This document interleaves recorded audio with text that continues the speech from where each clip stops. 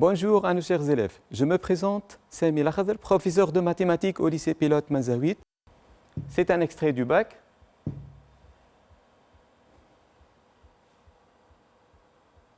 Voilà. Soit la fonction définie sur R par f de x égale à x moins 1 plus exponentielle 1 moins x. On note C, sa courbe représentative dans un repère orthonormé OIJ. Calculer la limite de f de x lorsque x tend vers plus l'infini. Donc, pour petit a, on va calculer la limite de f lorsque x tend vers plus l'infini. Donc, pour trouver la limite de f en plus l'infini, on a ici limite lorsque x tend vers plus l'infini de x moins 1 plus exponentielle de 1 moins x.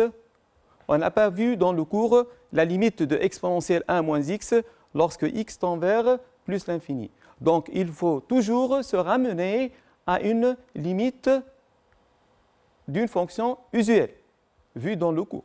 Donc, ici, on va remplacer x moins 1 par moins 1 moins x plus exponentielle 1 moins x. On va utiliser ici la limite des fonctions composées. On a alors limite de 1 moins x lorsque x tend vers plus l'infini égale à moins l'infini. Limite de moins x, on va remplacer 1 moins x par moins x plus exponentielle de x. On a ici la limite des fonctions composées. On a alors limite de moins x lorsque x tend vers moins l'infini égale à plus l'infini et exponentielle x lorsque limite de exponentielle x lorsque x tend vers moins l'infini égale à 0. On a alors limite de f de x lorsque x tend vers plus l'infini égale à plus l'infini. Donc, la limite de f lorsque x tend vers plus l'infini égale à plus l'infini. Deuxième question, petit b. Montrer que la droite delta y égale à x moins 1 est une asymptote oblique à la courbe au voisinage de plus l'infini. On sait que pour démontrer qu'une droite est une asymptote oblique, il faut montrer que la limite de la différence entre f de x et l'équation de la droite, c'est-à-dire f de x moins 1x plus b, égale à 0. Ici, la droite a pour équation y égale à x moins 1. Donc, qu'est-ce qu'il faut faire? Il faut calculer la limite de la différence entre f de x et x moins 1. Il faut trouver alors un 0. Voilà. Donc, on a limite de f de x moins x moins 1 lorsque x tend vers plus l'infini égale à limite de exponentielle 1 moins x. De même, il faut calculer cette limite à l'aide des limites des fonctions composées. On sait que limite de 1 moins x lorsque x tend vers plus l'infini égale à moins l'infini et limite de exponentielle x lorsque x tend vers moins l'infini égale à 0. Par suite, la limite de f de x moins x moins 1 égale à 0. Donc, la droite y égale à x plus 1 est une asymptote oblique au voisinage de plus l'infini. Donc, pour démontrer que la droite y égale à x moins 1 est une asymptote oblique, il suffit de montrer que la limite de la différence entre f de x et l'équation de la droite égale à combien?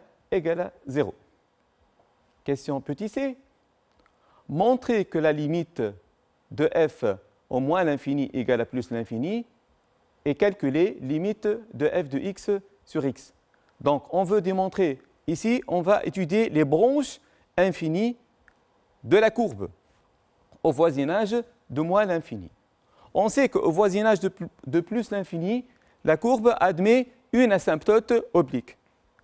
Maintenant, on va étudier les branches au voisinage de moins l'infini.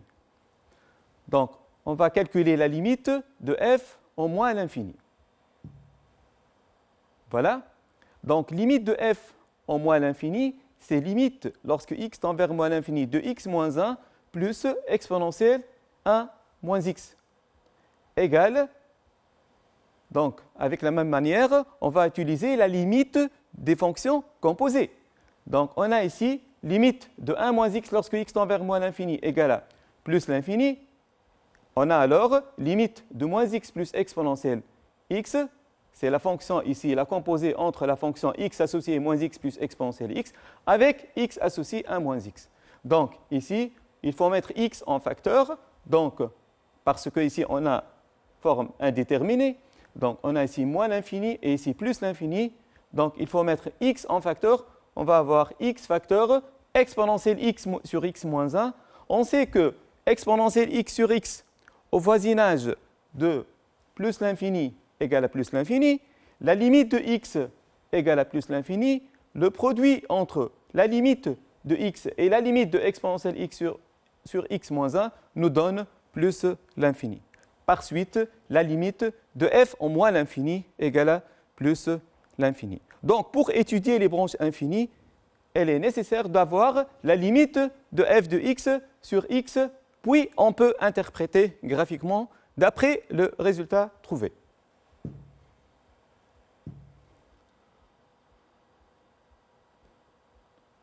On note f', la fonction dérivée de f. Déterminer f' de x.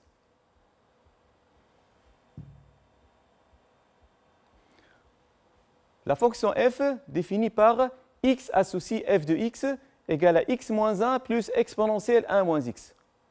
Donc, cette fonction, elle est dérivable comme somme de deux fonctions dérivables. On sait que x associé x moins 1 est une fonction dérivable comme fonction affine ou fonction polynôme de premier degré. On sait encore que x associé 1 moins x, elle est dérivable sur R. Donc, x associé exponentielle 1 moins x, elle est dérivable sur R. Donc, et on sait que la somme de deux fonctions dérivables est une fonction dérivable. La dérivée de la fonction x associé x moins 1 égale à 1. Et on sait que la dérivée de 1 moins x, x associé 1 moins x égale à moins 1. Donc, on va obtenir la dérivée de x, la dérivée de f, donc égale à 1 moins exponentielle 1 moins x. Donc, la dérivée ici, donc f' de x égale à 1 moins exponentielle de x, quel que soit x appartient à R.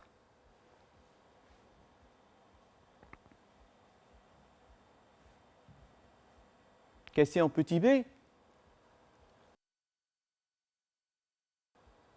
Donc, pour la dérivée, on a trouvé donc f de x, f' de x égale à donc 1 exponentielle 1 moins x moins 1 ou 1 moins exponentielle moins x.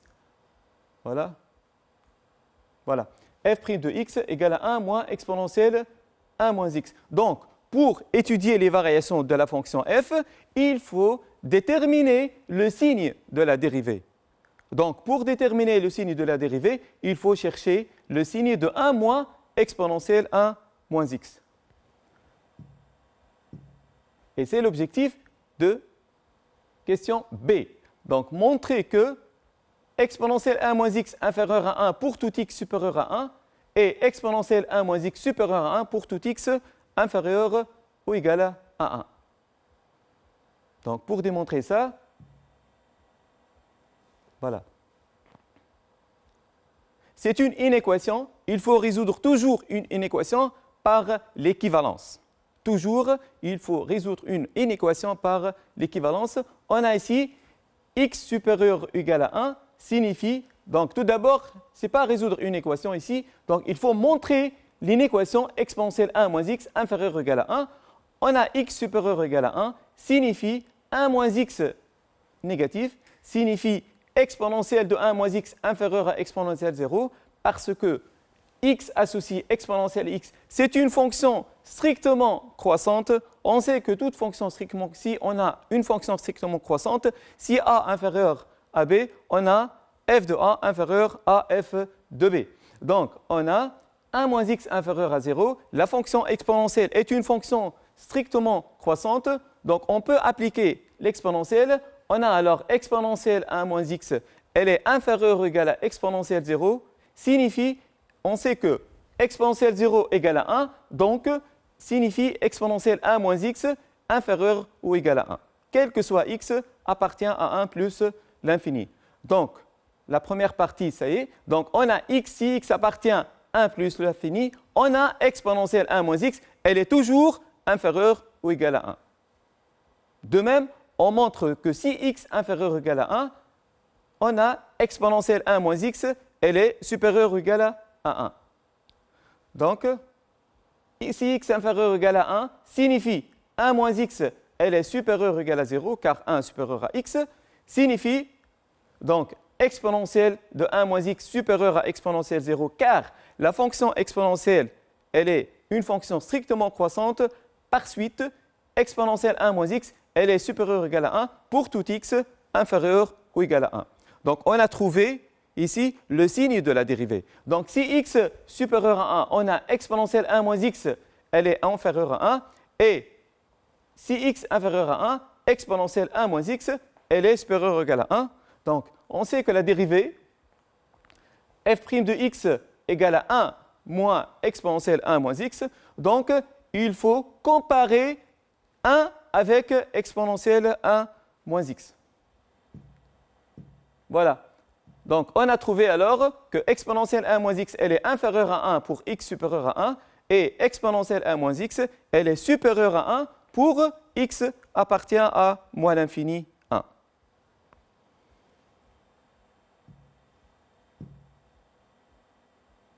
Maintenant, on va dresser le tableau de variation. Donc, pour dresser le tableau de variation, il faut étudier le signe de la dérivée. Pour chercher le signe de la dérivée, donc, d'après la question petit b, on a, quel que soit x appartient à R, f' de x égale à 1 moins exponentielle 1 moins x. D'après la question petit b, on a trouvé que la dérivée, elle est positive pour x appartient à 1 plus l'infini. La dérivée, elle est négative pour x appartient à moins l'infini 1. Il nous reste de chercher où s'annule la dérivée. Donc, f' de x égale à 0 équivaut à dire 1 moins exponentielle 1 moins x égale à 0, équivaut à dire exponentielle 1 moins x égale à 1, égale à exponentielle 0. Donc, équivaut à dire 1 moins x égale à 0, équivaut à dire que x égale à 1. Donc, c'est une équation, toujours une équation. Il faut résoudre une équation avec l'équivalence. Donc, on a la dérivée, elle est positive sur 1 plus l'infini. La dérivée, elle est négative sur moins l'infini 1. Et la dérivée s'annule en 1. Et voilà, alors, le tableau de variation, on a le signe de la dérivée, puis on a les variations de la fonction f. Donc, la fonction f, elle est strictement décroissante sur l'intervalle moins l'infini 1. Elle est strictement croissante sur l'intervalle 1 plus l'infini. Et voilà le tableau de variation. Je répète, si x appartient à moins l'infini 1, la dérivée, elle est négative. Par suite, la fonction f, elle est strictement décroissante. Sur 1 plus l'infini, la dérivée s'annule, donc elle est strictement croissante. Et en 1, la dérivée s'annule. Au voisinage, donc, limite en plus l'infini égale à plus l'infini, et limite en moins l'infini égale à plus l'infini.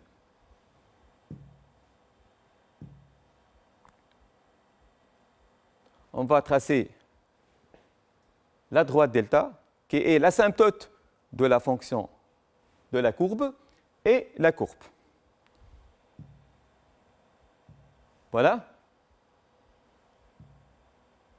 Donc ici, on a la droite delta, qui est l'asymptote, et voilà. La tangente horizontale au point d'abscisse 1. Pourquoi la tangente horizontale? Parce que la dérivée s'annule en 1, alors la courbe admet une tangente horizontale au point d'abscisse 1.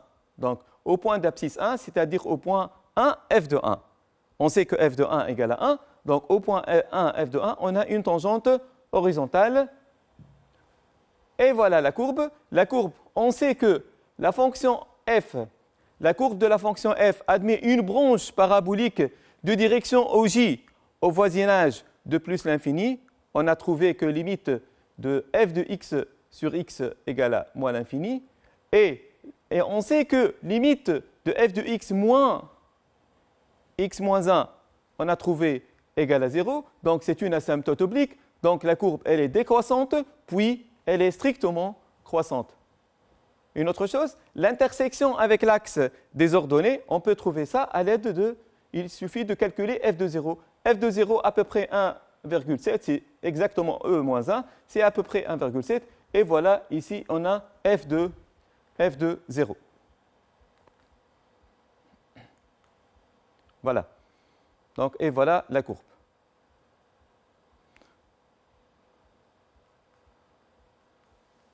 Je vais répéter quelque chose. Donc, voilà. Ici, on a un tableau de variation. Donc, la courbe a une branche parabolique de direction OJ au voisinage de moins l'infini, puis ici une tangente horizontale, puis au voisinage de plus l'infini, on a trouvé une asymptote oblique, et au point 1,1, on a une tangente horizontale. Et voilà la courbe. Très bien. Question numéro 3. Soit lambda un réel strictement positif. On désigne par A lambda l'aire en unité d'aire de la partie du plan limitée par la courbe C et la droite delta et les droites d'équation x égale à 0 et x égale à lambda. Exprimer A lambda en fonction de lambda. Donc, voilà. Donc, ici, l'aire A lambda est l'aire en unité d'aire de la partie limitée par la courbe C et la droite delta. C'est-à-dire, voilà, ici on a. Donc la courbe C et la droite delta, on va ici. Donc ici on a lambda, entre 0 et lambda, donc l'aire limitée entre la courbe et la droite delta. Donc, par définition, on sait que l'aire, c'est entre la courbe et la droite delta et l'intégrale entre 0 et lambda du valeur absolue de f de x moins l'équation de x de l'équation de la droite, c'est x moins 1. Donc, valeur absolue de f de x moins x moins 1 égale à exponentielle de 1 moins x. Et on sait que exponentielle 1 moins x est strictement positif. Donc, on peut enlever les valeurs absolues. Donc, l'intégrale de 0 à lambda exponentielle 1 moins x égale, donc la primitive, une primitive de exponentielle 1 moins x, c'est moins exponentielle 1 moins x. Donc, entre 0 et lambda, nous donne moins exponentielle 1 moins lambda. Il suffit de remplacer x par lambda, puis il faut remplacer x par 0. On a alors a lambda égale moins exponentielle 1 moins lambda plus exponentielle e. Donc, a lambda égale à moins e puissance 1 moins lambda plus e.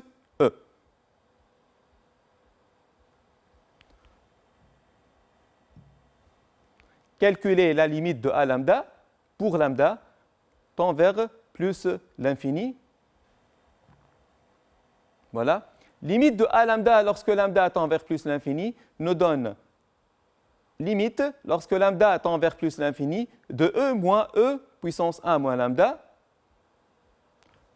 E puissance a lambda, on peut l'écrire e fois e puissance moins lambda, c'est-à-dire e sur e puissance lambda. Donc, nous donne limite lorsque lambda tend vers plus l'infini de e moins e sur e exponentielle de lambda. Donc, nous donne, on sait que e sur e lambda, on sait que limite lorsque lambda tend vers plus l'infini de e puissance lambda nous donne plus l'infini. Donc, limite de e sur e lambda lorsque lambda tend vers plus l'infini nous donne 0. Alors, la limite de a lambda lorsque lambda tend vers plus l'infini nous donne e. Soit la fonction f définie sur R par f de x égale à x plus 2 fois exponentielle moins 1 sur 2 fois x. On désigne par C la courbe représentative de la fonction f dans un repère orthonormé OIJ. Calculer la limite au moins l'infini, puis calculer f de x sur x lorsque x tend vers moins l'infini, puis interpréter graphiquement le résultat.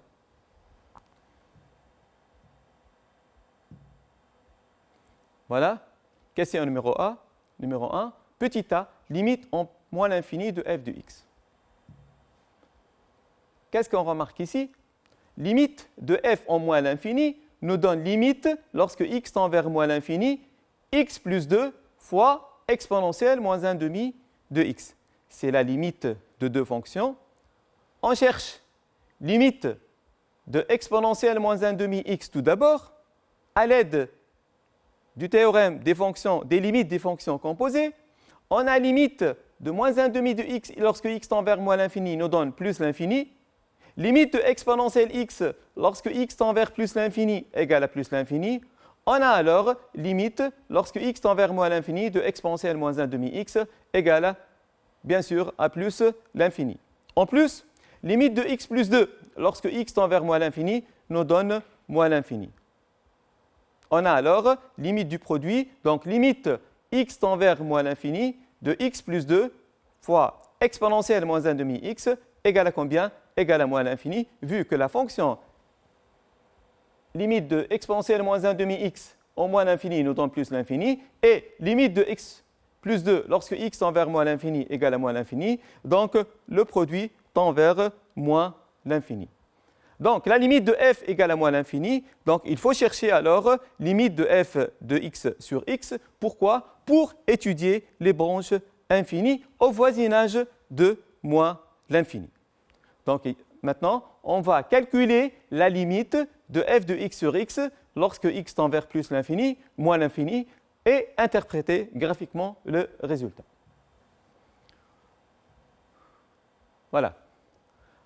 Donc on a ici f de x sur x, la limite en moins l'infini, égale à la limite x plus 2 sur x lorsque x tend vers moins l'infini fois exponentielle moins 1 demi x. On sait que limite lorsque x tend vers moins l'infini de x plus 2 sur x, c'est le monôme le plus haut degré, nous donne limite lorsque x tend vers moins l'infini de x sur x, comme c'est une fonction rationnelle. Donc on sait que limite de x sur x lorsque x tend vers moins l'infini nous donne 1. Et on sait, d'après la question précédente, donc limite de x lorsque x tend vers moins l'infini de exponentielle moins 1 demi x égale à plus l'infini. On a étudié ça, question A. Alors, limite du produit nous donne plus l'infini. Donc, on a alors limite de f de x sur x lorsque x tend vers moins l'infini égale à combien? Égale à plus l'infini. Donc, on a trouvé que limite de f au voisinage de moins l'infini égale à moins l'infini. Donc, limite de f au moins l'infini nous donne moins l'infini. Limite de f de x sur x lorsque x tend vers moins l'infini égale à plus l'infini. On a alors CF est une branche parabolique, admet une branche parabolique de direction OJ au voisinage de moins l'infini. Donc, si la limite de f égale à l'infini et la limite de f de x sur x égale à l'infini, plus ou moins l'infini, donc on va avoir que la courbe CF admet une branche parabolique de direction OJ au voisinage de moins l'infini. Maintenant, on va étudier les branches au voisinage de plus l'infini. Montrer que la limite de f en plus l'infini égale à 0, puis interpréter graphiquement le résultat. Voilà. On a limite de f en plus l'infini égale à limite de x plus 2 fois exponentielle moins 1 demi x lorsque x tend vers plus l'infini égale à limite, on va développer, donc limite lorsque x tend vers plus l'infini, x exponentielle moins 1 demi x plus 2 exponentielle moins 1 demi x. On a développé parce qu'on n'a pas ici, on ne peut pas calculer la limite directement, c'est une forme indéterminée, donc on va développer, puis on va utiliser la limite des fonctions composées. Donc on a ici, on va multiplier par moins 2 et diviser par moins 2. On a alors limite lorsque x tend vers plus l'infini, moins 2 facteurs, moins 1 demi x, moins 1 demi fois exponentielle moins 1 demi x, plus 2 exponentielle moins 1 demi x. On sait que limite de moins 1 demi x lorsque x tend vers plus l'infini nous donne moins l'infini, c'est la fonction u. Et l'autre fonction, on a limite lorsque x tend vers moins l'infini, moins 2x exponentielle x, plus 2 exponentielle x, égale à combien? Égale à 0, car limite de x exponentielle x, on a vu ça dans le cours, égale à moins l'infini, et limite de exponentielle x égale à 0. Donc, limite de x exponentielle x au moins l'infini nous donne 0, et limite de exponentielle x égale à 0, donc limite de la somme nous donne 0. On a alors limite de f égale à 0. On sait que si limite au voisinage de l'infini égale à constante, alors la droite y égale à cette constante est une asymptote horizontale. D'où l'interprétation graphique, ici, comme limite de f en plus l'infini égale à 0, alors la droite d'équation y égale à 0 est une asymptote horizontale au voisinage de plus l'infini. Donc, au voisinage de plus l'infini, ici, on a une asymptote horizontale d'équation y égale à 0. Et on a vu, pour les limites au voisinage de moins l'infini, on a trouvé une branche parabolique de direction OJ. Donc, au voisinage de moins l'infini, on a trouvé une branche parabolique de direction OJ. Au voisinage de plus l'infini, on a trouvé une asymptote horizontale d'équation y égale à 0. Deuxième question. Déterminer les coordonnées des points E et F intersection de la courbe avec respectivement l'axe des abscisses et l'axe des ordonnées. Donc, pour trouver l'intersection avec l'axe des abscisses, donc, il faut résoudre l'équation f de x égale à 0. Tout d'abord. Voilà. Donc, on sait que E, x, y appartient à l'intersection de la courbe inter l'axe des abscisses, c'est l'axe OI, signifie, on a un système ici, il faut résoudre ça avec un système, avec une équivalence. Donc, signifie que f de x égale à y, l'équation de la courbe, et y égale à 0, l'équation de la droite OI. Signifie f de x égale à 0, on va remplacer y par 0, et y égale à 0. Signifie, on va remplacer f de x par sa valeur. On sait que f de x c'est x plus 2 exponentielle moins 1 demi de x égale à 0 et y égale à 0. On sait que exponentielle moins 1 demi x différent de 0, on a alors x plus 2 égale à 0 et y égale à 0, d'où nous donne l'intersection entre la courbe de f et l'axe des abscisses est un point E d'abscisse moins 2 et d'ordonnée 0. Donc l'intersection avec l'axe des abscisses est le point E d'abscisse moins 2 et d'ordonnée 0. Et voilà les coordonnées du point d'intersection avec l'axe des abscisses. De même, on cherche l'intersection avec l'axe des ordonnées. Ici, il faut résoudre le système. Donc, on a f, x, y appartient à la courbe CF inter OJ, signifie x égale à 0 et y égale à f de x. X égale à 0, c'est l'équation de l'axe OJ, y égale à f de x, l'équation de la courbe de f. On a alors x égale à 0, y égale à, on remplace x par 0, donc y égale à f de 0 égale à 2, d'où CF inter OJ égale à le point f de coordonnées 0, 2. Donc ici, on a trouvé l'intersection de la courbe avec l'axe des abscisses et l'axe des ordonnées. Donc l'intersection avec l'axe des abscisses, c'est un point de coordonnées moins 2, 0, et l'intersection avec l'axe des ordonnées est un point f de coordonnées 0, 2.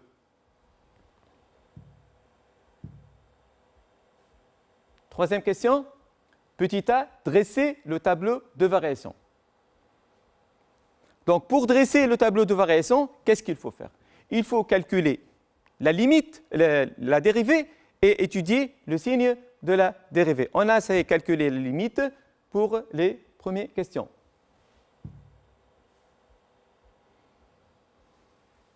Donc, on sait que la fonction f définie par x associé f de x égale à x plus 2 exponentielle moins 1 demi de x. Donc, c'est le produit entre deux fonctions dérivables. Et on sait que le produit de deux fonctions dérivables, c'est une fonction dérivable. On sait que x associé x plus 2 est dérivable sur R. Maintenant, on veut démontrer que x associé exponentielle moins 1 demi x dérivable sur R. On a x associé moins 1 demi x est dérivable sur R, donc x associé exponentielle moins x sur 2 est dérivable aussi sur R. Par suite, f est dérivable sur R comme produit de deux fonctions dérivables sur R.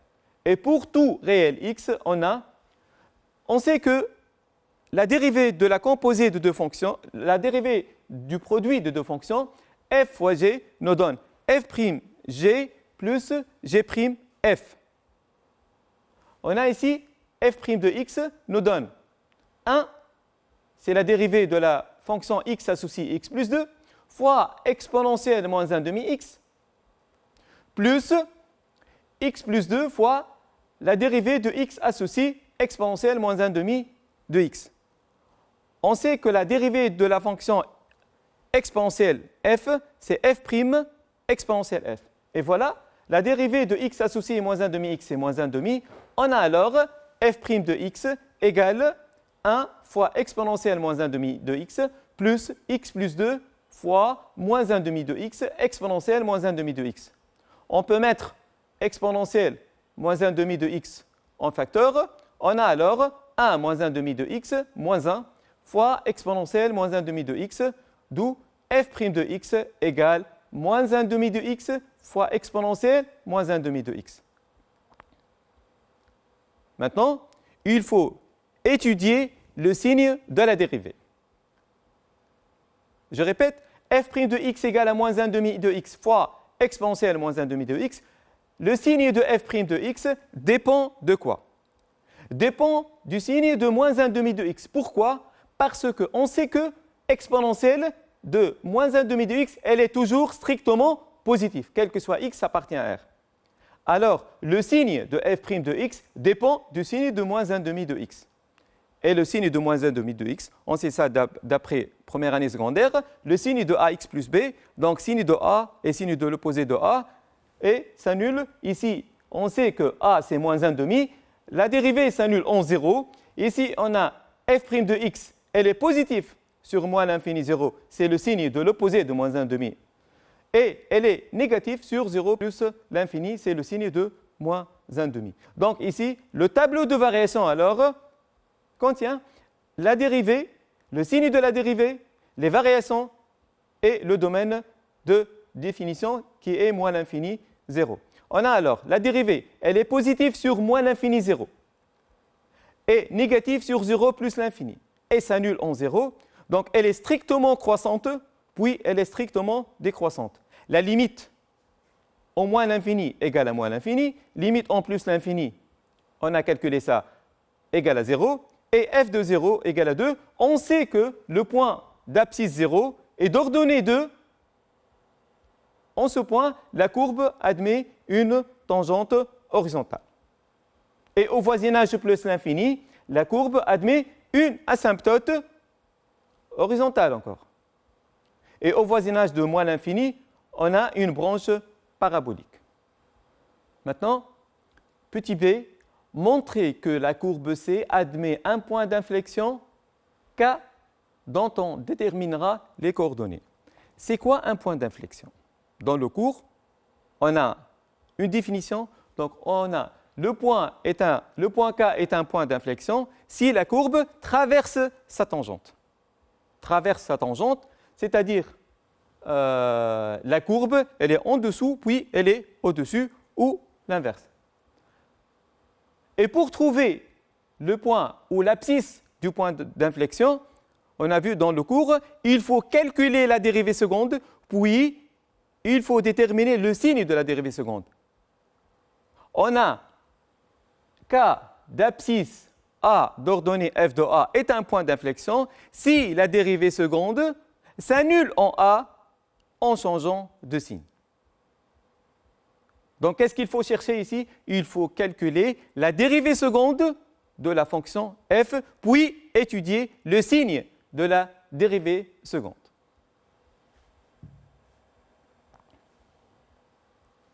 On sait que f' de x égale à moins 1 demi de x fois exponentielle moins 1 demi de x. F', elle est dérivable sur R comme produit de deux fonctions dérivables. Donc, notre fonction f, elle est deux fois dérivable. Elle est deux fois dérivable. Donc, on calcule la dérivée seconde. Donc, f seconde de x, ici de la forme f fois g, f'g plus g'f. Donc, la dérivée de x associée moins 1 demi x, c'est moins 1 demi. La dérivée de x associée exponentielle moins 1 demi de x, c'est moins 1 demi exponentielle moins 1 demi de x. Et voilà le calcul. On a alors f seconde de x égale moins 1 demi exponentielle moins 1 demi de x, moins 1 demi fois moins 1 demi exponentielle moins 1 demi de x. On peut mettre 1 demi exponentielle moins 1 demi de x en facteur de 1 demi de x moins 1. On peut mettre encore une autre fois 1 demi en facteur. On a alors f seconde de x égale à 1 quart, 1 demi fois 1 demi nous donne 1 quart, exponentielle moins 1 demi de x, facteur de x moins 2, quel que soit x, appartient à R. Donc, f seconde de x égale 1 quart exponentielle moins 1 demi de x fois x moins 2. On cherche le point d'inflexion, c'est-à-dire il faut déterminer ou il faut chercher le signe de f seconde, il faut chercher où s'annule f seconde ou est-ce qu'elle change de signe ou non. Donc, le signe de f seconde dépend du signe de x moins 2. Pourquoi? Parce que 1 quart exponentielle moins 1 demi de x, elle est toujours strictement positive. Donc, f seconde de x égale à 1 quart exponentielle moins 1 demi de x fois x moins 2 dépend du signe de x moins 2 car 1 quart exponentielle moins 1 demi de x, elle est strictement positive. On a alors le signe de f seconde et celui de x moins 1. Donc, f seconde de x égale à 0 si x moins 2 égale à 0. F seconde de x positif si seulement si x moins 2 positif. F seconde de x négatif si seulement si x moins 2 elle est négative. Le tableau de signe de x moins 2 donc s'annule en 2, négatif sur moins l'infini 2 et positif sur 2 plus l'infini. On a alors les hypothèses du théorème. F seconde s'annule en 2 en changeant de signe, d'où le point K d'abscisse 2 d'ordonnée f de 2 est un point d'inflexion pour la courbe C. Avec f de 2, on peut calculer f de 2 égale à 4 fois e puissance moins 1 égale à 4 sur e. On va utiliser ça pour la courbe. Donc ici, la courbe C admet un point d'inflexion K d'abscisse 2. Pourquoi? Parce que la dérivée seconde s'annule en 2 en changeant de signe. Voilà.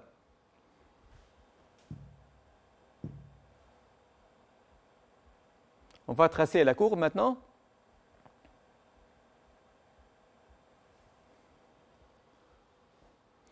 On a ici x, le tableau de variation de f. On a f' positif sur 0 plus l'infini, donc la fonction elle est décroissante. Donc la courbe décroît vers quoi? Vers l'asymptote y égale à 0. Et on sait au voisinage du moins l'infini, la fonction admet une branche parabolique. Et au point d'abscisse 2, il y a quoi? Il y a une tangente horizontale. Et voilà alors la courbe. Voilà. On a tracé ici une tangente. C'est quoi la tangente ici?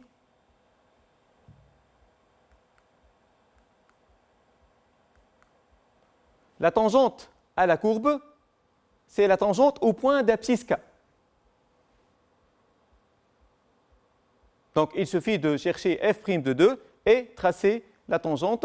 Et on sait que le point K est un point d'inflexion. C'est pourquoi la courbe elle est en dessous, puis elle est au-dessus de sa tangente. On sait que f seconde elle est négative sur moins l'infini 2. C'est pourquoi ici, la tangente elle est au-dessus de sa courbe. Et ici, elle est au-dessus car f seconde elle est supérieure à 0.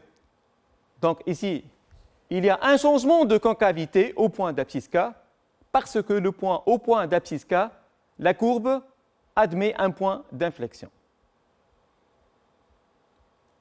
L'intersection de la courbe avec l'axe des abscisses, c'est le point E d'abscisse moins 2 d'ordonnée 0. Et l'intersection de la courbe avec l'axe des ordonnées, c'est le point F d'abscisse 0 et d'ordonnée 2. Et voilà la construction de la courbe de f. Donc, la fonction, elle est strictement croissante sur moins l'infini 0. Elle revient d'une branche parabolique de direction OJ, au voisinage de moins l'infini. Il y a une tangente horizontale parce que la dérivée s'annule au point d'abscisse 0, c'est-à-dire le point f02. Et puis, la courbe admet une asymptote horizontale d'équation y égale à 0 au voisinage de plus l'infini. Et le point K, c'est un point d'inflexion. D'où la construction de la courbe. On pose I0 égale l'intégrale de moins 2 à 2 exponentielle moins t. Et pour toute n appartient à n étoile, in égale à l'intégrale de moins 2 à 2, t plus 2 puissance n, exponentielle moins t dt. Calculer I0. Tout d'abord, est-ce que l'intégrale I0 existe ou non? Oui, existe. Pourquoi? Parce que la fonction t associée exponentielle moins t est une fonction continue sur l'intervalle moins 2, 2, d'où l'existence de l'intégrale. De même, in, t associe t plus 2 puissance n exponentielle moins t, elle est continue sur toute R, en particulier ici sur moins 2, 2. Donc, comme la fonction elle est continue sur moins 2, 2, d'où l'existence de l'intégrale in. Donc, d'où l'existence des deux intégrales. On veut calculer I0. Donc, I0, c'est l'intégrale de moins 2 à 2 exponentielle moins t dt. Il faut trouver une primitive de exponentielle moins t. On sait qu'on peut mettre ici moins et moins. Pourquoi? Pour mettre de la forme f' exponentielle f. On sait que f' exponentielle f, sa primitive, c'est exponentielle f. Et voilà. Donc, exponentielle moins t, c'est la primitive de t associé moins exponentielle moins t. Entre moins 2 et 2, je remplace t par 2, puis t par moins 2. On va avoir moins exponentielle moins 2 moins exponentielle 2. Donc, I0 égale e carré moins e puissance moins 2. Donc, I0 égale à e puissance 2 moins e puissance moins 2. C'est l'intégrale I0. On veut calculer maintenant I1, montrer que I1 égale. Donc, I1, c'est l'intégrale de moins 2 à 2, t plus 2 exponentielle moins t. Ici, on va utiliser l'intégration par partie. On pose u de t égale t plus 2, alors u' de t égale à 1, v' de t égale à exponentielle moins t. Donc, la primitive de exponentielle moins t ici, donc on peut mettre moins exponentielle moins t. On sait que exponentielle ax plus b a pour primitive 1 sur a exponentielle ax plus b. Donc, a ici, c'est moins 1. On a alors u fois v, donc c'est-à-dire moins exponentielle moins t fois t plus 2 entre moins 2 et 2, moins l'intégrale v fois u' de moins exponentielle moins t fois 1, c'est-à-dire moins et moins nous donne plus, plus intégrale de exponentielle moins t. Donc, I1 égale, je remplace t par 2, nous donne 2 plus 2 égale à 4, fois moins exponentielle moins 2 nous donne moins 4 sur e carré, plus la primitive, donc l'intégrale de moins 2 à 2 exponentielle moins t, égale la primitive de exponentielle moins t égale à moins exponentielle moins t, entre moins 2 et 2, égale à moins 4 sur e carré, moins 1 sur e carré, plus e carré. On a alors égal moins 5 sur e carré, plus e carré. Voilà ce qu'il fallait chercher. Donc, I1 égale à e carré moins 5 sur e carré. On a utilisé ici l'intégration, la méthode de l'intégration par partie.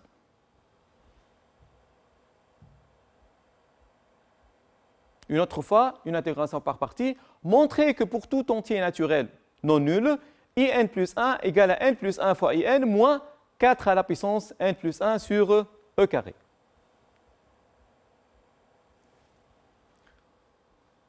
Donc la même méthode, on pose u égale à t plus 2 puissance n plus 1, alors u' de t égale à n plus 1, t plus 2 puissance n, c'est de la forme f à la puissance n. On sait que f à la puissance n a pour dérivée n fois f' fois f à la puissance n moins 1.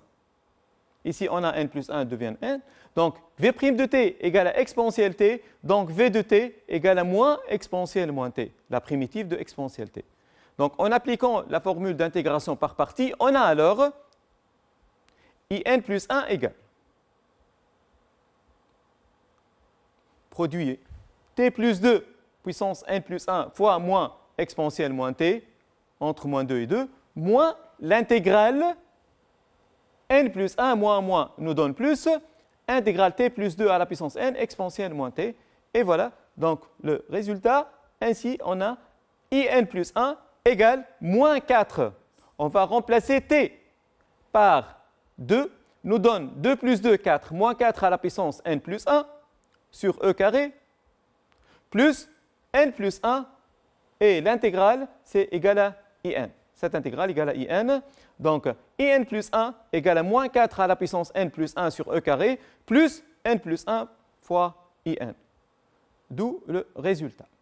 Donc, on a démontré avec une intégration par partie que l'intégrale, qu'une relation de récurrence qui se trouve entre in plus 1 et i de n. Donc, in plus 1 égale à n plus 1 i de n moins 4 à la puissance n plus 1 sur e carré. C'est-à-dire, si on a i1, on peut trouver i2. Si on a i2, on peut trouver i3, etc.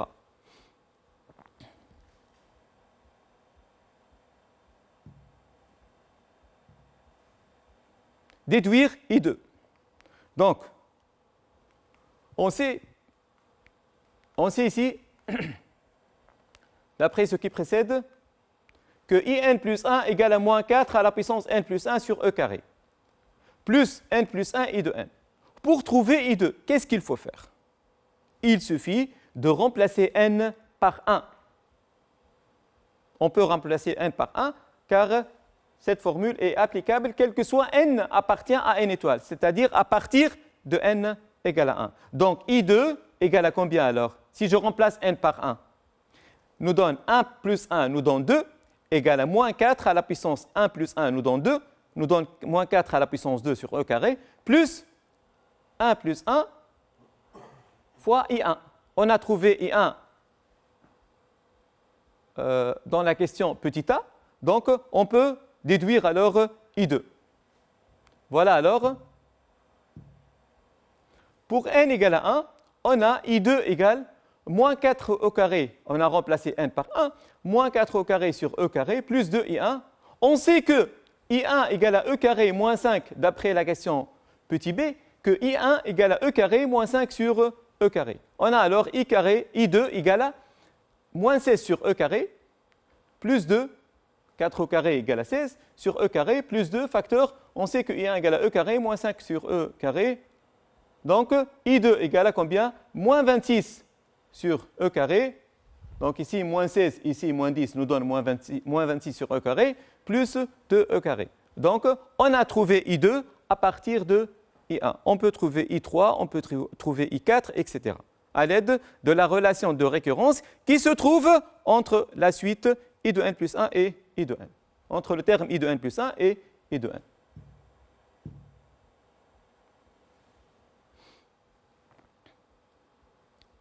On désigne par D le domaine du plan limité par la courbe C, l'axe des abscisses et les droites x égale à moins 2 et x égale à 2.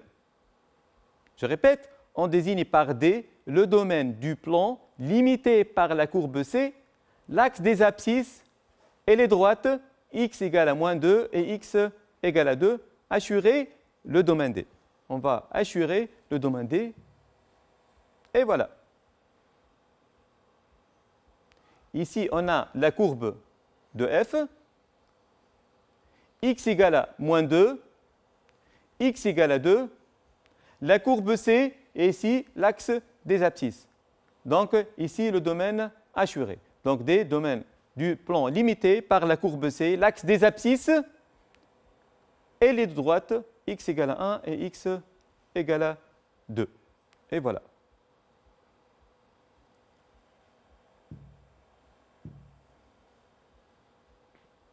Question B. Soit V le volume du solide de révolution engendré par la rotation du domaine D autour de l'axe des abscisses. Soit V le volume du solide de révolution.